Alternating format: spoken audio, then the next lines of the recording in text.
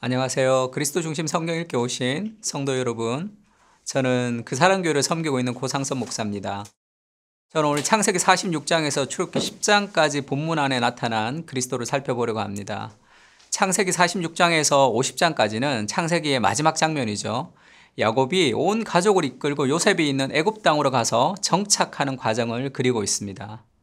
특히 창세기 48장에서는 야곱이 임종이 가까워지자 요셉이 두 아들 므낫세와 에브라임을 축복하기 위해서 야곱에게 데리고 갈 때 야곱이 손을 엇바꾸어서 축복하는 장면이 있습니다.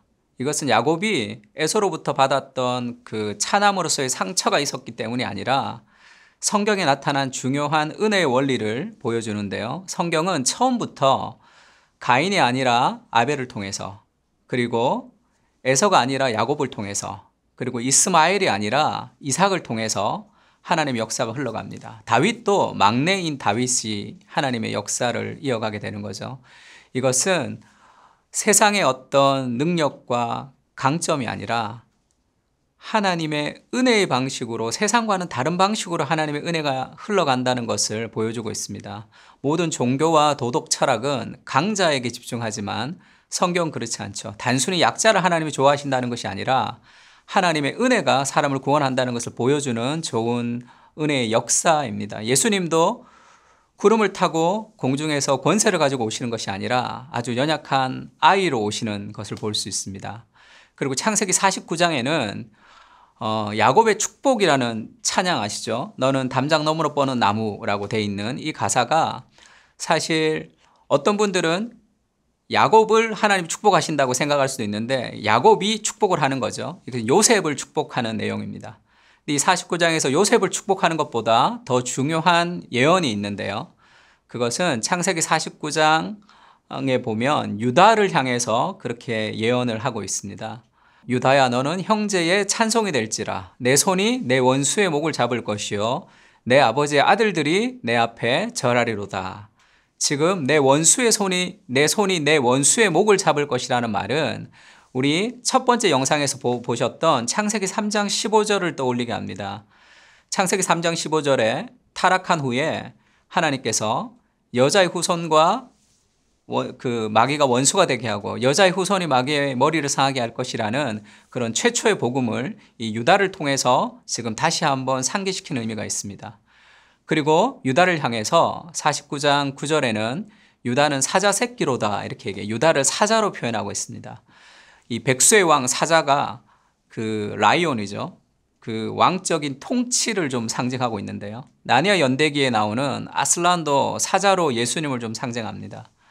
그리고 계시록에 보면 예수님을 유다 지파의 사자다 그렇게 표현하죠. 이것이 창세기 49장에서 있었던 유다를 통해서 메시아가 태어날 것이라는 예언을 다시 한번 보여주고 있는 것입니다. 그리고 49장 10절에는 규가 유다를 떠나지 아니하며 통치자의 지팡이가 떠나지 아니한다 했을 때 이 규라는 것은 왕이 가지고 있었던 왕권을 상징하는 지팡이, 호를 뜻합니다. 결국 이 야곱의 예언과 야곱의 축복이라는 것은 유다를 통해서 메시아가 태어날 것이다라는 것을 보여주고 있는 거죠. 역대상 5장 1절에 보면 그런 말씀이 있습니다. 르우벤은 장자지만 그 장자의 명분을 아버지의 침상을 더럽혔기 때문에 버려졌고, 요셉이 장자의 명분을 받았기 때문에 므낫세와 에브라임 두 몫이 돌아갔지만, 그러나 유다가 주권자는 유다에게서 나타날 것이다 그렇게 예언하고 있습니다. 그리고 창세기는 그 메시아의 예언을 끝으로 요셉의 죽음으로 끝이 나죠. 요셉이 죽을 때도 요셉이 자기의 해골을 애굽 땅이 아닌 가나안 땅으로 다시 해골을 메고 올라가라 그렇게 약속하는 장면이 있습니다. 그래서 출애굽기 13장에 보면 모세가 출애굽을 할 때 요셉의 해골을 가지고 올라가는 장면도 있습니다. 이것은 원래 죽었을 때 그 고향에서 묻히는 것이 아니라 그 약속의 땅인 가나안으로 가서 묻힌다는 것은 그들이 메시아를 통해서 이룰 그 하나님의 나라, 그 하나님 나라에서 다시 부활할 것을 소망했기 때문에 그들의 뼈를 가지고 유골을 가지고 다시 그 가나안으로 가라 했던 그런 의미들이 다 포함되어 있습니다. 그러니까 약속의 땅을 향한 소망, 그러니까 메시아를 통한 부활의 소망을 가지고 이 창세기가 끝이 나는 거죠. 그리고 출애굽기가 시작이 되는데 원래 출애굽기의 시작은 and 그리고로 시작됩니다. 창세기가 연결된다는 거죠.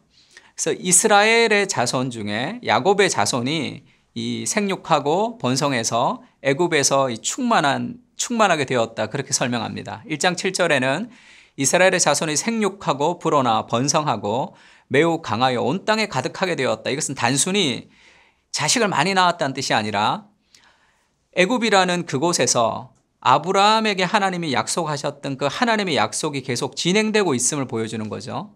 아브라함에게 하나님이 무별을 보여주면서 너의 자손이 바다의 모래같이 많을 것이다. 하늘의 별과 같이 많을 것이라고 했던 그 아브라함의 비전이 그 애굽 땅에서 이루어지고 있다는 것을 보여주고 있습니다. 그렇게 하나님의 백성이 강성해지자 애굽은 그것을 도전으로 받아들이고 이스라엘 백성들을 통제하려 하죠. 그래서 남자아이가 태어나면 죽이고 여자아이는 살려두는 아주 극단의 조치를 취합니다. 그때 하나님이 놀라운 방식으로 이스라엘을 구원해 주시는데요.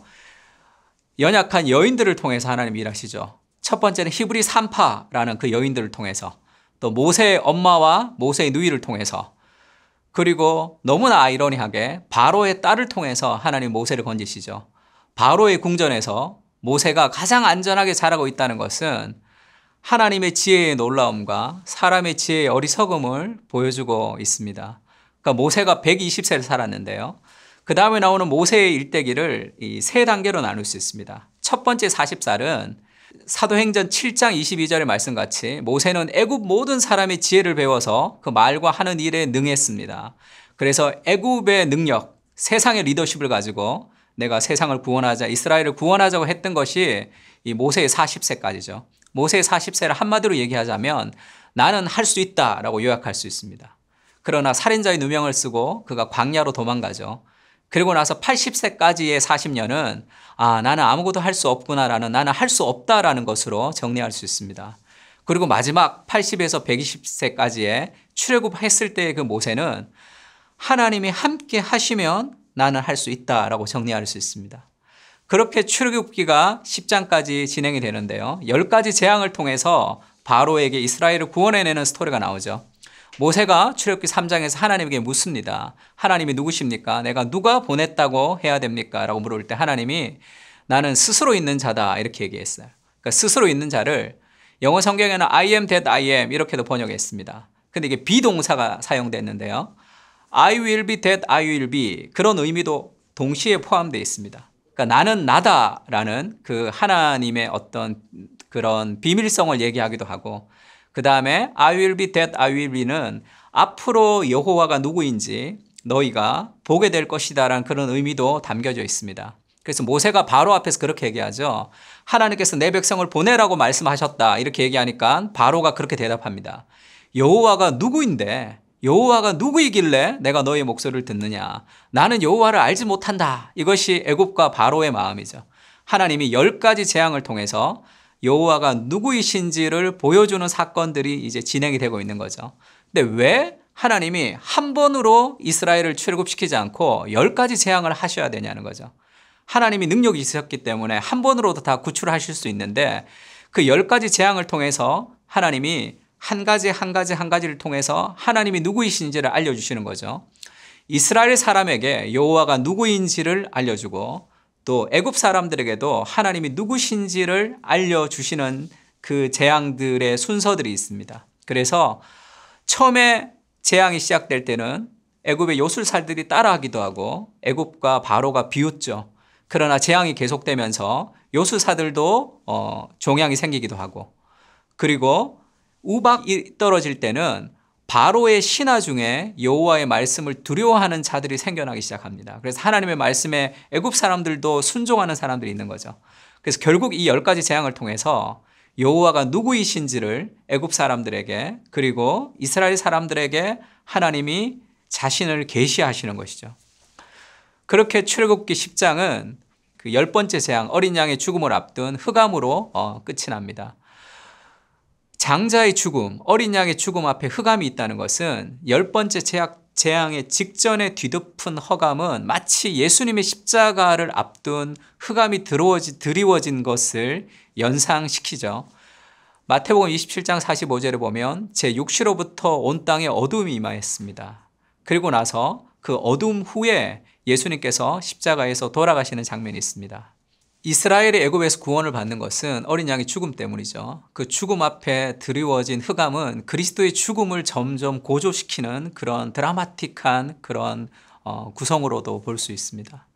그러니까 우리의 구원이 단순히 하나님의 능력으로 인한 구원이 아니라 그리스도의 희생을 통해서 이룬 구원인 것을 좀 기억하며 그 그리스도의 희생과 그 은혜에 합당한 삶을 살아가는 오늘이 되시기를 기도합니다.